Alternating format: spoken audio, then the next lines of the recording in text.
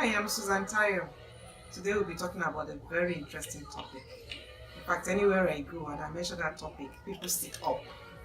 Whether they're teenagers, whether they're young adults, even the parent who sits up and wants to say, okay, what she's going to talk about. It's sex. Sex. Yes, sex. Let's talk sex today. And I want to start from a story, what leads into it. And then we'll be going one after the other. Now, my daughter actually told me the story, and it was so apt. And I start with that when I'm talking with the younger ones. Catch them young. It's the name of the game. She said to me, "Mommy, one day I can't remember whether it was church or something. Somebody said to them that falling into that habit is like going into the kitchen. For whatever reason, you don't have anything to do in the kitchen.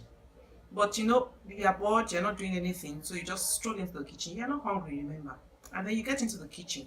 The kitchen is neat and all that. And then you think, well, it's not yet time to eat. You come back. But you remembered you saw your kitchen clean. And then you thought, maybe I should just wash the rice. So that in another 3 hours when I want to cook, it will be easy to cook. So you go back to the kitchen and then you wash the rice. And after you wash the rice, you're about leaving the kitchen and you say, let me just parboil it. What's the point? And then you go back and you parboil the rice. And then the smell starts to come out. I say, there's microwave. All this wahala, I've wasted time already. Let me just cook the rice. And then you cook the rice. Remember, you're not hungry. It's not time to eat yet. And then we all know how rice that is just cooking smells hot, nice, attractive for many of us. And so the rice is cooking, it's almost done, and then that smell oozes through your nose, and you think, I'm not even hungry, but let me taste the rice. Let me just see how it is. And then you taste the rice and say, oh, this really tastes nice. And then you take a bigger bowl, you put more rice, you put stew, and you sit down and you eat. And after you finish eating, you now wonder, but why did I eat? I wasn't even hungry. It wasn't time to eat. And we call it the cooking pot. That's what we call it. Now, can anybody think what I'm relating this to? Because I said, let's talk sex. And I said, we're talking about the younger ones. That's exactly what happens. The younger ones, they don't have anything to do with sex now. But because there isn't so much to do, they move into the kitchen. That could be on the phone, it could be talking to a friend, it could be anything, something that draws you close to it. It could be a clip, it could be just hearing other people talk. And then you think, well, there's no harm. Let me just look through it, or let me just see what is happening here. And before you know it, you're boiling rice. And you could take that to mean, oh, there's nothing wrong in hugging somebody. Oh, there's nothing wrong in just a peck. Oh, but there's nothing wrong in, and that's your parboiling the rice, and then you're cooking the rice, and then you're sitting down to eat the rice, and you've eaten the rice. And then you wonder what happened. Sex has just happened. It wasn't the time, it wasn't the right place, it wasn't even with the right person. It wasn't the way God wanted it to be. And having given that story, now let's go into it. Sex is a bonding of two people. And the Bible puts it very aptly. What is sex? It says it's two people becoming one. It says when you mate with, even if it's a prostitute, you become one with that person. But I don't want to dwell too much into that now, so that you don't begin to think that I'm preaching. No, I'm not preaching. I won't do that. We're just trying to reason together. Okay? And that's what we're going to do. I want to give another illustration. If I ask you 1 plus 1, I'm sure many people will say 2. And if I say 2 plus 1, automatically we'll say 3. But what if I told you that 1 plus 1 in sex is minimum of 2 and can get as much as 10 or 20? And you'll be right.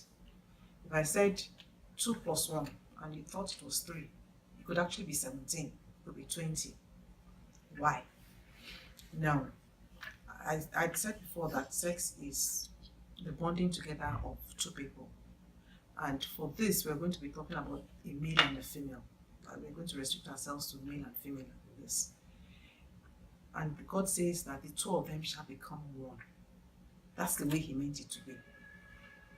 But imagine a situation where you bond with one person. 1 plus 1, I said, could be 3. Because my name is Susan. Let's talk about a John.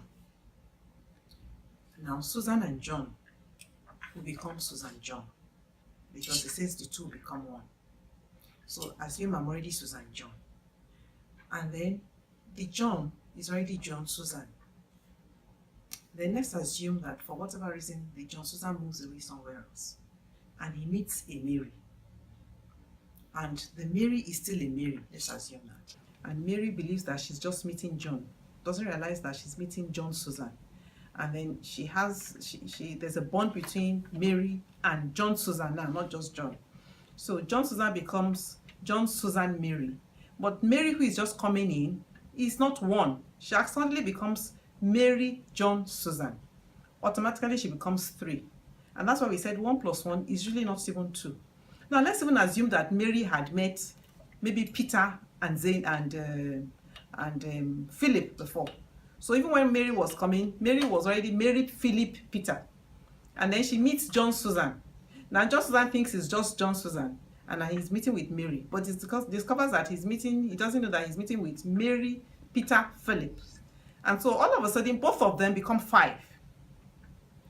And on. It's possible that Philip himself is not just Philip, but he's Philip, Bosse, and Dio. And so when Mary met, it was not just 3 people, it's 7 people. I hope we're getting the drift. And that's how it happens. Now, it would have been okay if it was just names. You say, what's in a name anyway? So what does it matter? Unfortunately, science has proven that when we have sex, that body chemistry mixes up. There's a mixing up. When the Bible said 2 shall become 1, it wasn't just talking like that. It's science, it's also. And so, I'm Susan John. Now, John had depression, or he has bouts of depression, or John has anger. Probably mine is moodiness. So when I became Susan John, I became moodiness, anger, and depression. John has just added moodiness to himself. And it goes on and on. You find that you hear some stories sometimes and you just hear that maybe an artist has committed suicide. And you're wondering, oh, she had all the money or he had all the money. But there are things that we take along in life that we never even knew that we did. And it has been proven that, forget about, we have not even talked about the sicknesses, we've not talked about the other things, physical things that happen. We're talking about more of the emotion, the things that you cannot see. That's why the sex should be limited in marriage. It's not preaching. It's science. It's keeping yourself whole. It's because you are bonding and you are becoming one with the other person. And you cannot become one with so many people and carry so many things that are not even yours. When I go to give a talk, I usually demonstrate this with having tips behind people. And I put the tips behind people. And as they're meeting with different people, they are putting their tips there and they're receiving tips from those people. And when you give this kind of picture to a growing child, remember I'm very passionate about the teenagers, you give them that picture, they begin to understand that sex goes beyond just sex, just copulating. It's very deep. And it's said that it is deep. There's another illustration I want to give. Now you remember your tape or your sellotape or your paper tape. Imagine that you take 2 pieces of paper and you glue them together with a tape. Let's use the transparent tape now. You glue the pieces of paper with a tape at any angle. But then after a while, you carefully remove that tape. You are very careful when you remove that tape. And then let's take that tape to go and glue another 2 pieces of paper. If I was demonstrating, you will see that as careful, no matter how careful you are, as you're removing that tape, it's coming out with some parts of the paper, no matter how careful you are. The tape is transparent when you put it the first time. When you remove it, it will have particles of paper from both sides of the paper.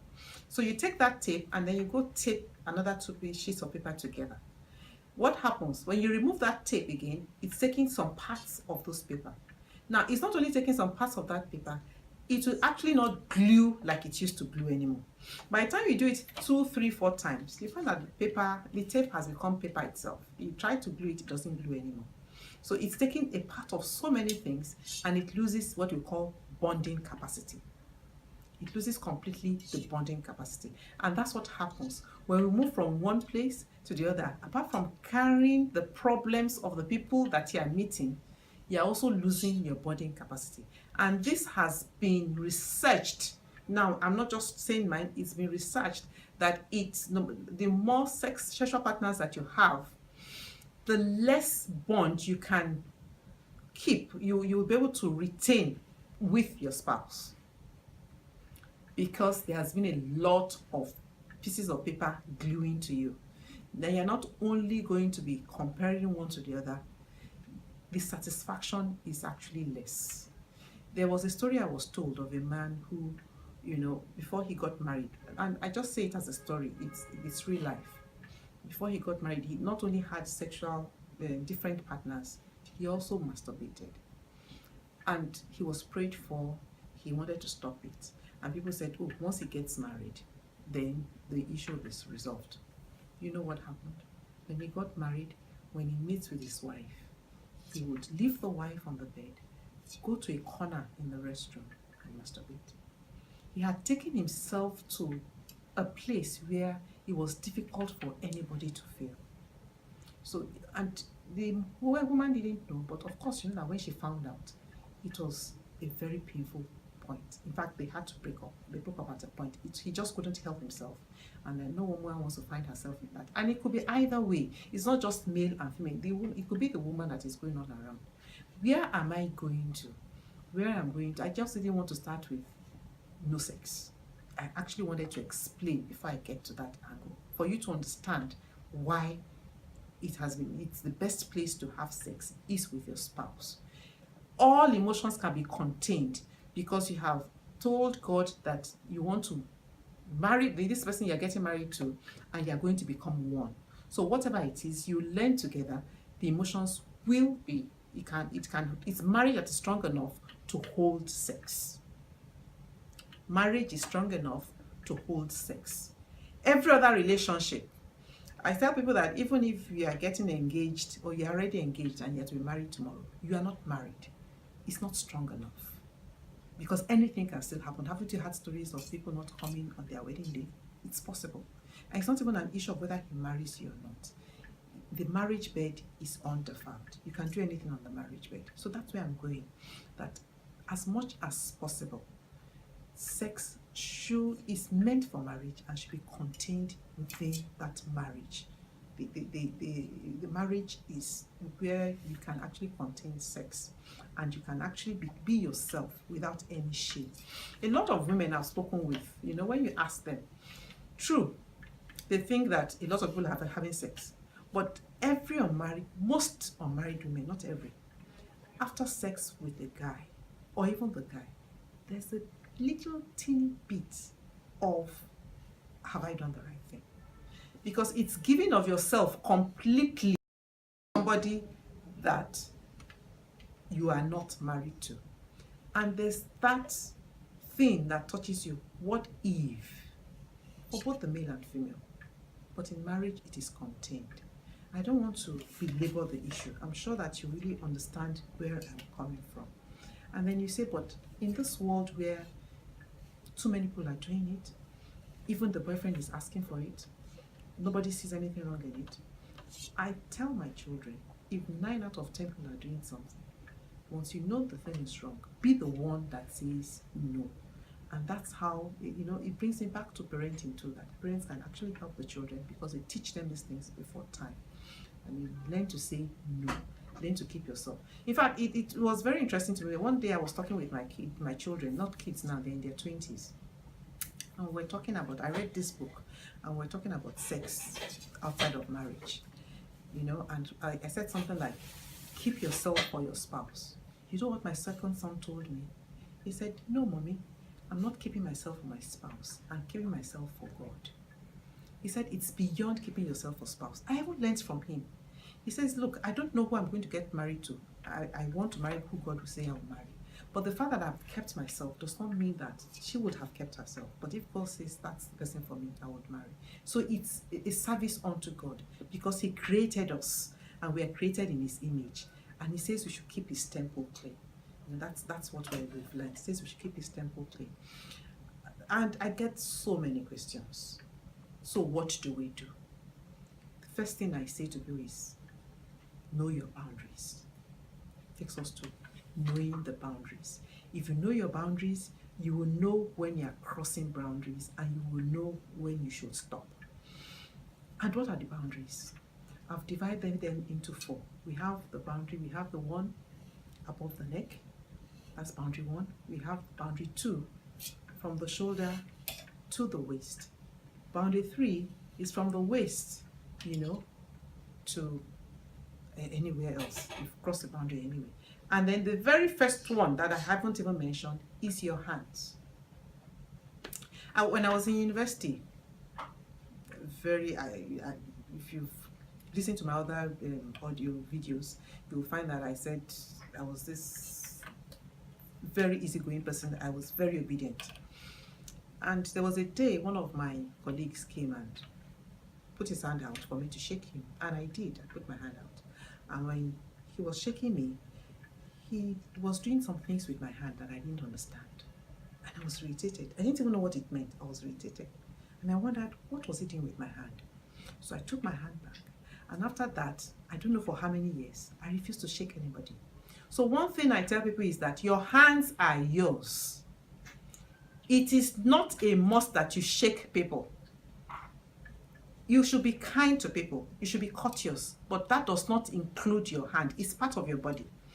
You should decide who shakes you, because I even see them in secondary school and the guy is coming and he's busy slapping even all the girls and slapping their back and all that, and because he just thinks he's being familiar. No, if you are comfortable with it, fine, but feel free to say, I don't want to shake you. Just greet naturally, because like I told you, the guy was doing some things with my hand that I didn't like and I had to stop shaking. So your hand is yours. So anybody you shake, it's because you want to shake the person. That's your first boundary. I don't have to shake everybody. But if I take my hand out to shake you, then because I want to shake you. If somebody brings their hand out, I don't want, oh, I'm really sorry. I'm sorry, I don't, please forgive me. And the person should understand. And then you're still friendly. And they may make fun, what is it now? Say, no, I'm sorry, it's just, I just don't enjoy it. And that's it. Because even with your hand, the touch starts. And then you take that first boundary I said, above the head. So by the time you are shaking somebody, you have allowed that boundary, which you are allowed to, but you know that you intentionally allowed that boundary. And then above the head. And what do we have above the head? We have our lips. You can kiss. You have the one, you can do the cheeks, you can do the lips. And I've had people say to me that there's nothing wrong in kissing. Why can't I kiss? That is nothing. And I say to them that I wish I could describe here. When you get up, and somebody wants to kiss you, the first thing he has to do is to hold you. And then he has his hand behind your back. Now you can't hold his hand for him because you are not going to put your hand to the back of your back. So you have to leave his hand. Now that hand can travel from your shoulders to just your hips. You can even move it down. You can't control it. He's trying to kiss you. Those are boundaries that have been crossed. And then the kissing itself, it's a boundary. I'm saying that because the young ones many times fall into sex even without knowing it, because they don't even know where to stop, the control. And the man is made differently from the woman. They are very physical. While the girl gets to a stage and she wants to stop, the man does not want to stop anymore, and it's difficult to control. So that is a boundary. So would you want to kiss? Why want to start something that you cannot finish? Remember the rice? I talked about the rice you're cooking. And that's going to put the rice on fire even when you're not hungry. So why must you do that? But let's assume you decide you want to cross that boundary. Let's go to the third boundary. Now that boundary is now below the waist. And when you get to that boundary, anything can happen. Some people have said to me that, okay, but it's fingering, it doesn't matter. Fingering is sex. That's sex. It's not until the sperm meets the vagina that you have sex. Even fingering. The Bible says that even if when you lust, it's sex. So it's sex, because I've dealt with a lot of young ones who will say, okay, well, we didn't do the real thing, it's just that's sex. Because your thought at that time is all lustful. So that is there. And at that time, you're losing touch. What I say to them is that when you've crossed the hand and you've crossed boundary 1, or let's take the hand as boundary 1, you've crossed boundary 2, you get into 3, let your mind begin to tell you, flee, run, run, run, especially for the girl, because the girl can actually control herself more than the guy. The guy will not want to. Why would he want to run? But he should run, because when I take people, I talk to both the male and the female. It takes two to tango, and we're all responsible for our actions. So run. But once you get to that third or fourth boundary, meaning depending on how you're counting on, it becomes pretty difficult. And you remember the rice? After tasting the rice was sweet, and then you now take a big plate, put the rice and stew and eat. And after you finish eating, you suddenly wonder, why did I eat this rice? And then the guilt comes in.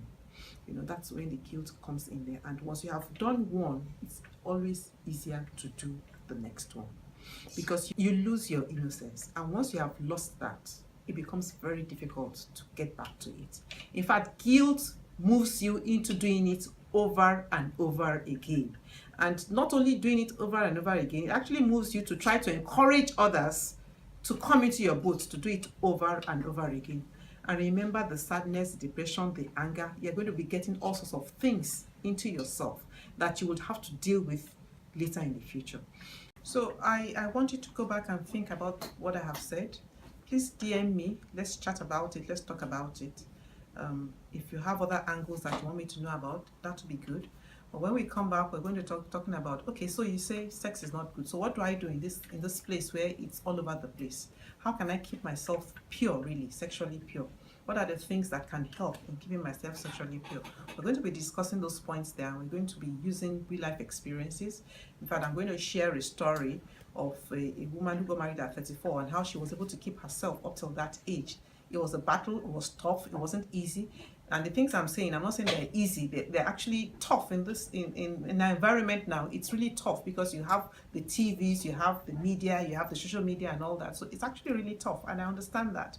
But you see, we still need to play our part, and we can actually stand out. And there are a lot of examples of people who have done that and they have stood out. So it's not impossible. And you can be one of those people who would stand out and who would mentor other people in the future. Thank you very much for listening. See you sometime.